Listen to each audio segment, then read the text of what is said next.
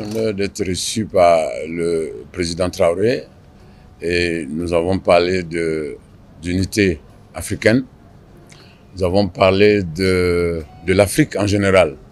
Parce que le combat au Burkina Faso aujourd'hui, c'est un combat pour l'Afrique. C'est un combat pour la vraie copie de l'indépendance. Parce que celle qu'on nous a donnée en 1960, c'était la photocopie. Et notre génération a décidé de récupérer la vraie copie. Je pense que ce soit au Burkina Faso ou dans les autres pays africains, nous avons été toujours à la hauteur de l'amitié. Aujourd'hui, certains pays africains ont décidé de récupérer la vraie copie de leur indépendance. Le combat du président Traoré aujourd'hui, c'est un combat pour l'Afrique. Voilà, et je pense qu'on ne peut que le féliciter. On ne peut que lui souhaiter bon courage et beaucoup de courage d'ailleurs, parce qu'on sait que c'est pas facile.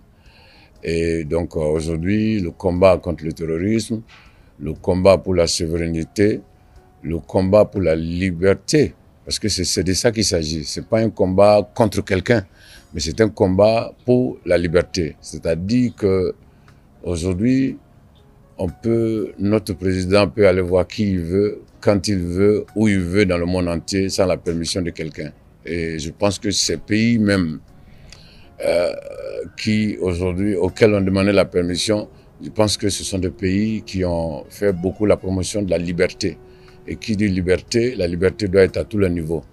Donc je ne peux qu'encourager le président Traoré et le peuple burkinabé, parce que c'est le peuple qui a le pouvoir.